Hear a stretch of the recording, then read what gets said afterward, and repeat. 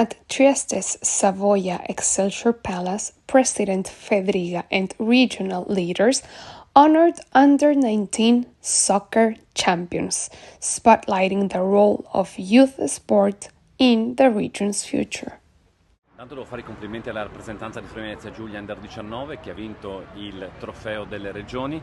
È sempre una squadra che è stata in grado di arrivare o in finale o vincere addirittura 8 volte vincitrice nazionali, seppur una regione piccolina.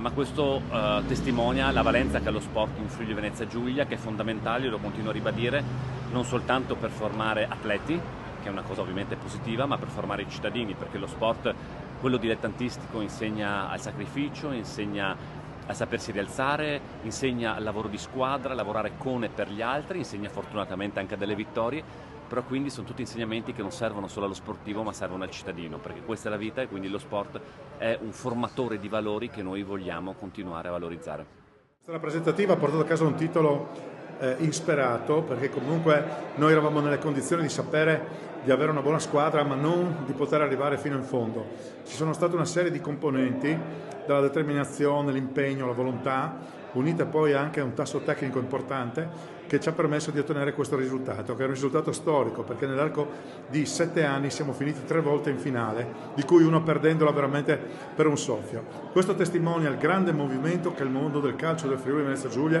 produce, e lo dimostra il fatto che anche le altre 2 rappresentative, l'Under 15 e le Under 17, sono uscite dal torneo delle regioni senza una sconfitta. Quindi onore ai nostri dirigenti, onore ai nostri allenatori, onore ai nostri calciatori che veramente stanno dimostrando che una regione piccola come la nostra può veramente fare tanto. Parafrasando un proverbio, il vino sta nella botte piccola e quindi anzi il vino buono sta nella botte piccola. Quindi con questo augurio io spero e mi auguro che anche nei prossimi anni ci sia la possibilità di fare ancora bene e dimostrare che il calcio della regione Friuli Venezia Giulia sia sempre uno dei più importanti a livello nazionale. La soddisfazione di capire che gli investimenti che mettiamo in campo cominciano a dare i risultati. Regione Autonoma Friuli Venezia Giulia è la prima in Italia per investimenti nello sport, e uso il termine investimenti non a caso perché queste risorse che mettiamo in campo danno delle ricadute positive, questo grazie all'impegno di migliaia di dirigenti, di volontari in tantissime